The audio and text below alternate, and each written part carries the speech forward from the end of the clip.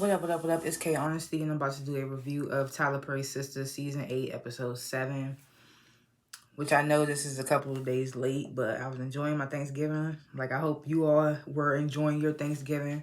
Sometimes my reviews are going to be late, but I appreciate it if you do watch them, if they come out as late as they did, and as late as they are coming out. But anyways, this is my review of Tyler Perry's Sistas Season 8, Episode 7. Like and subscribe to the channel. It's the simplest and most free way that you can support the channel.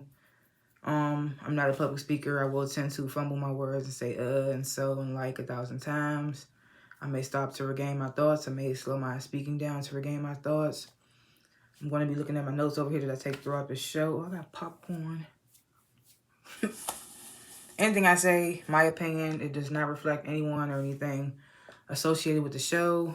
Also, comment below what you thought of this week's episode, what you would grade this week's episode, if I forget anything or if I'm off on anything, something that I didn't bring up that you thought I should have, let me know in the comments. I like to grade the episodes before and after my reviews. Again, this was another dry episode. I felt what they was trying to do, but it just didn't hit, so I'm going to have to give it a C+. And I feel like that's me being generous. This was another filler episode. We didn't get anything out of it. We didn't learn anything new. It wasn't nothing that made me go, oh, or or anything. Other than that, I'm going to give it I'm going to give it a C+. I'm all over the place today, look. I'm tired of these stupid-ass episodes where they don't give us anything. It's just getting annoying at this point. But yeah, last chance, Tyler Perry Sistas Season 8, Episode 7. If you haven't seen it, turn this video off so you don't get spoilers. So, the episode begins where we left off in last week's episode, where Robin is somewhat interrogating Fatima about her confronting Gary and getting pushed down by his security. So, you know, Fatima's just trying to check it up as me and Gary had a difference of opinion. Which is kind of what it was. Robin makes an assumption that Fatima confronted Gary because of him blackmailing Andy. Then he mentions the fact that he knows about Gary owing Zach money. So he uses that as a motive too. Pulls out Fatima's gun and he's like, this is the means that you had, but since you didn't have your gun, y'all had to improvise and stab Gary. Because apparently, I forgot Fatima's gun got took by Gary's security. I'm just like, how can you even do that? How could his security even do that? But either way, so Fatima's like, of course, me nor Zach did it. Robin threatens to take the photos and the motive and the means and opportunity or whatever to the police unless Fatima decides to play ball and stick with working for Hayden. So Fatima agrees to that. So now we get this overzealous ass Agent Watt. He shows up at Andy's place and tells her that it was another attempt on Gary's life. And then we cut away to Rich and Sabrina. And Rich telling Sabrina that he's nervous about going to the fertility clinic. Sabrina gets defensive and then assumes that he no longer wants to give his sperm and wants to back out. And Rich is like, he's not trying to back out. He's saying he just wants her to come with him because he don't know what he's doing, I guess, or whatever. So Sabrina offers to go to the fertility clinic with him. Then we cut away to the salon. This is when Karen tells Mama Lisa that Marie Willis is... Well, first Pam tells Mama Lisa who Marie Willis is. And then Karen tells Mama Lisa that Marie Willis is their investor into Roots and Riches. And then Mama Lisa asks to speak to Karen alone. Pam walks off. And then Karen starts to tell Mama Lisa about the whole Gary situation. And then we cut away to the hospital. Hudson is going off on the doctor about Gary getting this deathly dose of heroin laced with fentanyl. So, then we go to the airport. Danny and Tony going back and forth again about, you know, the whole him trying to get her in a leadership program situation. And, you know, she's just telling him, don't make decisions for me without consulting me first. And I guess basically they make up. Tony does some little flirting, which has people starting to stare.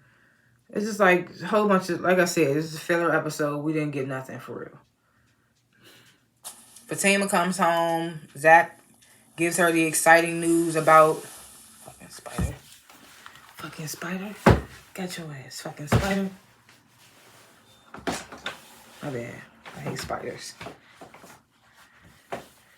I can go into this whole bit about spiders, but anyway. Fatima gets home, tells Zach about Michael speaking for the first time. Fatima's excited. She tells Zach how great of a father he is.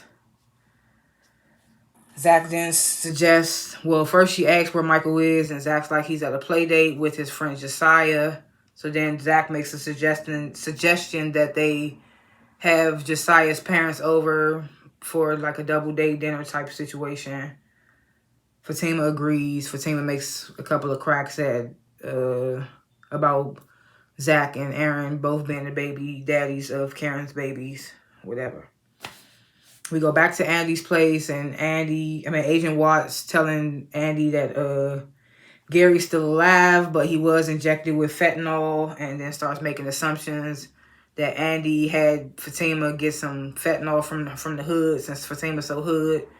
Had her go buy it so she could Andy could lace the IV, since Andy was the last one in the room with him before he seized up. So then he tries to drag Andy out of her apartment, and then Robin just comes out of nowhere, swoops in, saves the day, threatens Agent Watt with a restraining order, blames Agent Watt and his team for, not doing their due diligence and allowing a second attempt to be put on Gary's life, or whatever the case may be. So Agent Watt leaves, and Andy hugs Robin. She's like, "Thank you. I'm so glad you came when you did." They hug, and then they almost kiss, and Andy pulls away. Robin apologizes, and Andy's like, "Well, I wanted to kiss you, but it's not fair to Jordan. I still want to be with Jordan, even though his sisters turned me against him." And, Robin, he still has feelings for Andy, but he's like, "Okay, yeah, I get it," or whatever the case may be. And then he just like, "Well, I should get back to the office." And I'm just like, so you just showed up. So you just magically showed up just to save the day with her and the agent. You didn't have no reasoning to be there. He didn't come give her no new information. Nothing. I was just so like, okay, you could try to come and say you was about to tell her the same thing that the agent was about to tell her, but I just wasn't buying it. Like, he shows up and he just so happens to be there right on time before Andy gets pulled away by this detective. And then he's like, "Well, I'm going to get up out of here." I was like, okay. So we go back to the salon. Karen, I thought this part was a little weird. Karen explains to Mama Lisa that, they confronted Andy at the wedding, and when she didn't call it off, they went looking for Gary. I didn't realize that happened. But I guess it happened. Then, she starts expressing her feelings about being judged, about having two baby daddies, and how it's a double standard. That the same thing happened to a white woman and she got put in a magazine. And guys can have multiple baby mamas and not get called out for it like she is. Yada, yada, yada. We get it. The double standards of it all. Then we get Sabrina, who goes with Rich, who's nervous to go in the room and give his sperm or whatever. Sabrina then calls Danny because they all got text messages from Andy to come to her place. She wants them all to get together. Then on the other line, Rich calls Sabrina from the other room, saying that he can't do it because the magazine's not doing it for him, and there's no Wi-Fi for him to go on the internet.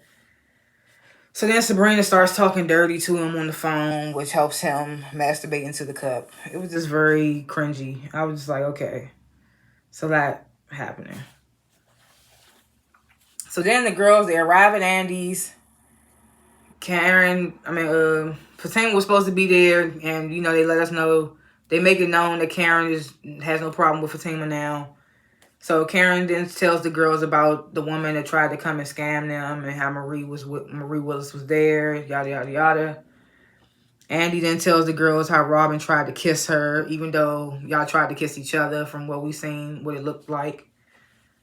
It looked like he was with it too, Andy, but okay. So, meanwhile, at the hospital, Gary finally wakes up. Then we go back to the girls. Andy tells them, you know, I stopped Robin from kissing me. And then Karen asks Andy, like, did you want to kiss him back? And then all of a sudden, Andy gets a phone call and all the girls leave. And I'm just like, okay, so we just met up just to hear these two things that we already saw. We saw Robin tried to kiss you. We saw the whole scam artist thing with Karen. Why is, like, what's new that y'all giving us in this episode? Nothing. So, Andy answers the phone, and it's Hudson. He's like, somebody wants to speak to you, and it's Gary. Gary's asking her where she is, and that's how the episode ends. And I'm just like, okay, a whole another episode where we didn't get shit. It was just filler shit after filler shit. It was just, I just rolled my eyes watching this show at this point. Like, I'm so irritated. Like, they're not giving us nothing. Like, it's so annoying. But I will, like I said, I will give this episode a C+. And like I said, that's me being generous. I really feel like it should be lower. But yeah, like, you're welcome to give your lower grades, higher grades, whatever in the comments.